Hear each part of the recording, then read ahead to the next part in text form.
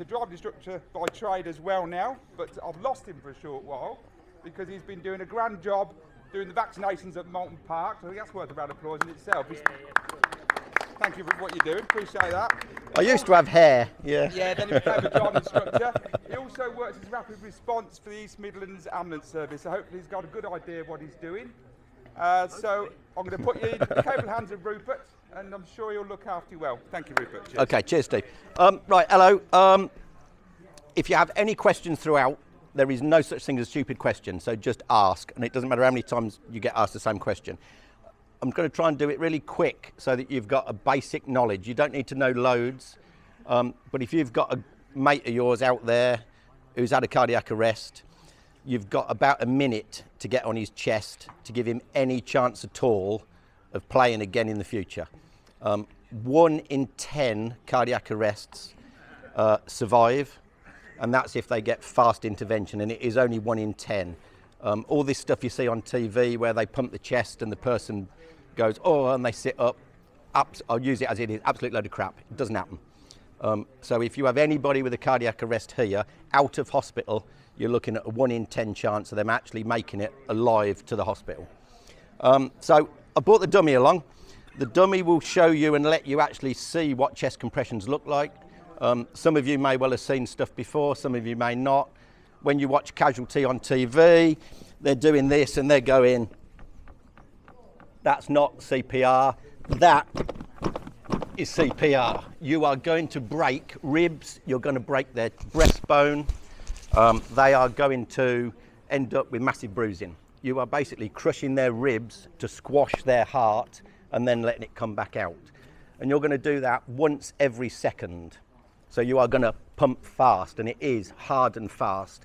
I've watched you out there, some of you while you're playing footy. You have your little 2 minutes. So you need a team working here, because the ambulance, when you dial 999, there are only, and when I left this morning, I had a quick check to see how many were on the road. So in Northamptonshire today, there are 15 ambulances, and that is covering Kettering down to Brackley.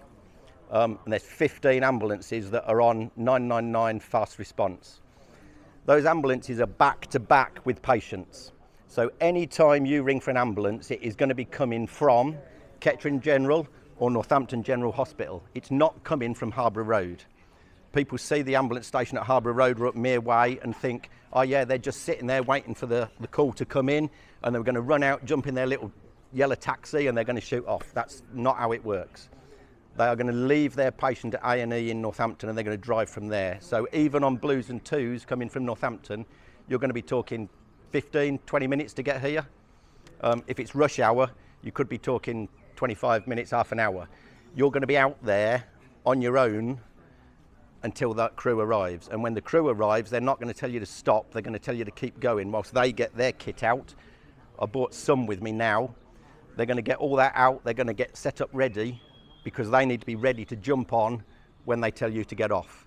And they might want you to carry on, because you might be doing a fantastic job and they can do something else.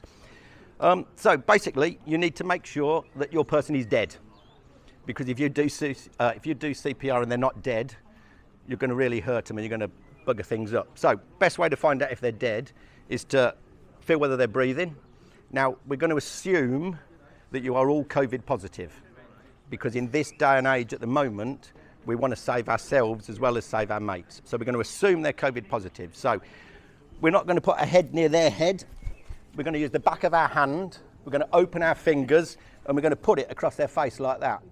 And if you do that to yourself, you'll feel the hairs on the back of your hand move because of your breathing. And it doesn't matter how shallow your breathing is, those hairs on your hand are going to move. You do that, you will feel some form of movement if they're breathing. The other thing we do is we look for a pain response or a sort of response to movement or anything like that. So you're going to say to them, hello, hello, can you hear me? And you're going to say it loud. And then you're going to go on their shoulder blades like that. If there's any sort of response, it's going to come now. If there is no response, we are going to assume they're dead. So we're not going to do mouth to mouth because they're COVID positive. So we are going to open their mouth and we're going to have a look inside. and we're thinking, okay, we've probably been on the football pitch, we're probably a bit mouthy, a bit sweaty, spitty. So we're going to do what's called a head tilt. So we're going to turn their head sideways. This one's not going to go. We're going to turn their head sideways. And we're going to open their mouth. And we're going to just let stuff drain out if there's anything there.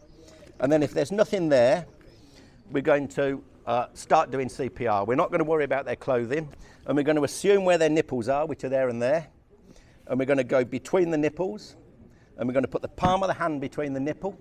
The other hand on top. You don't need to do all of this. Just one hand on top of the other. And we're going to start pumping. And it's going to be every second, and it's going to be hard and fast. So we're going to go. And we're going to have the arms locked. We're not bending our arms. We're having them locked. And a good position is to be on your knees and to use the weight of your body to push down on them. So if I just lean on him, I'm not going all the way down. So you've got to really give it some push to go. And you're going to be pumping like that. Now, one of you will have run into the clubhouse to grab the defib, because without the defib, we're going to struggle and we're not going to be able to get him back. So when the defib arrives, the defib will tell you what to do. Now, I don't know what sort of defib you've got. Some of them are red, some of them are yellow, some of them are green. In the ambulance service, we use Zoll. I carry one there. That's a live one. This is a training one. They're interchangeable. So if you've got one that's similar to this, the pads will plug into the ambulance crew's machine. So when the ambulance crew, or if I arrive, we can swap over.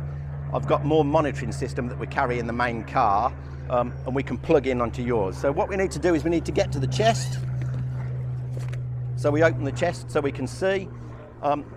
If you can't unzip it, or if it won't do, rip it, cut it, pull it off, doesn't really matter. And then we pop the lid off the defib. And we turn the defib on.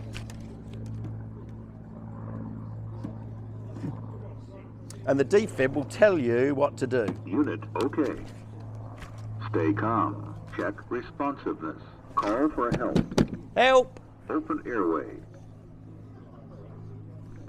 So airway's clear, okay? So then we're going to put the pads on. So the pads Check come breathing.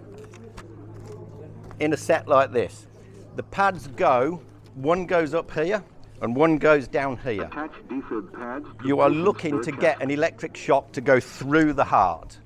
If you put one pad down here and one pad up here, it doesn't matter which way it is, Attach defib pads doesn't to matter patient's bare chest. which way it goes. So you take the pads and you pull the sticky off the back. Attach defib pads to patient's bare chest. And you put one above the nipple, the other one round the side. Attach defib pads to patient's don't touch. Analyze. Don't touch patient. Analyzing. All this time it's doing it for you. Shock advised. Don't touch patient. Press flashing shock button. Okay, so you stand clear. You do not touch the patient. It will put you on your back. Don't. Shock delivered. Start CPR. And now we've got CPR in progress. That's how it works. And that will keep doing that cycle. And after you've done 30 compressions, it will ask you to wait and it will analyze the patient. If there is a shockable rhythm, it will tell you to shock the patient. All defibs work in the same way. They just look slightly different, but they all work in the same way. It's, using an analogy from Steve, it's like driving a car. They've all got a clutch, or they've all got a handbrake, they've all got a steering wheel. Sometimes their wipers are on a different side, but they all work the same way. You keep, yep. If it detects that a shock is required, do you have to do so? Does it automatically Yeah, do that? it will not shock. You have to press the button to shock. So what will happen is it will analyse the patient again, and it will decide whether or not there is a rhythm there that they can shock. If there is, it will tell you to stand clear. It will tell you to shock the patient. If it picks up a heartbeat, it will tell you to stop CPR. If it doesn't pick up a heartbeat, it will tell you to continue with CPR. And you get back on the chest between the nipples and you keep pumping. I have a question. Yep. You said about every 1 second. Yep. How long for? Do you do you have a break after every 20? Okay, so we do 30 compressions, and the defib will tell you to stop. Before the defib arrives, though, Okay, so you just keep going. Before the defib, you do not stop. This patient is not breathing, and we are not doing mouth to mouth. So the only air, the only air that's going into this patient is because when you squash the lungs and you let go, it's sucking some air in just because of a spring reaction. Is the defib counting the 30 or are you? No, you're counting the 30. It will talk to you whilst you're going along, but count that 30 because it's good for you to know how many cycles you've done. Because when I arrive or one of my colleagues arrive, we'll say, how long has this been going on for? Because it's a great help to us to know if you've been, we call it down, if you've been down for half an hour and it's been good CPR, and if when we arrive it is looking good CPR and you're doing good deep compressions, we'll carry on. If when we arrive you're doing this and you've been doing that for 20 minutes, I'll be totally honest, their brain is scrambled egg. Yeah, they're going to be shit. So it's probably a better idea that we actually stopped. If you've been doing good compressions, there's a good chance we could get them back. As I said right at the beginning, it's only 1 in 10, and you can't do anything wrong. They are dead. You can't be deader than dead. So anything you do. So a few broken ribs don't matter. Oh, forget it. Yeah, I've got a very good friend who I met out on a job, and we're now great friends. And I broke several of his ribs, and he was in hospital for a long time. He came out of hospital, and we're great friends now because I saved his life. And it's like, he still says to me now, though, he says, God, he said, my chest, he said, it's you know, but I smashed loads of them. But that's just how it goes. So, do you guys want to have a go? Do you want to get stuck in and have a go? Yeah, you ought to, yeah. John, you're nearest. Yes. Saying that, though, you were last year, so you're not counting on any other duties to do. You have no excuse.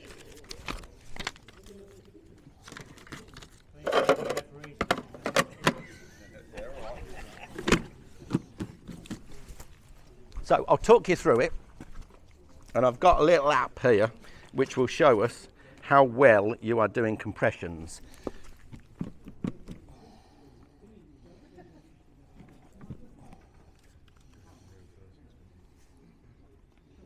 Okay, so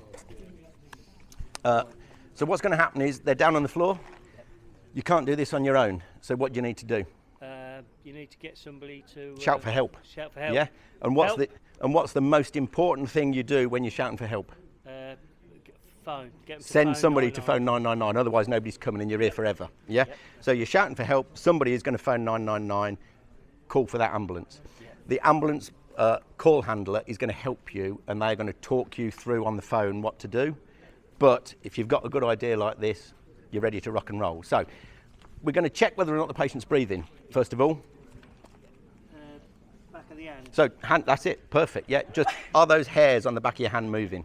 They're not moving, they're dead. So Just see if you get a response. So yeah, we give him a damn good thrashing on the shoulders. Yeah, that's it. Real Hello? good taps, yeah? Yep. Nothing at all. So he's dead.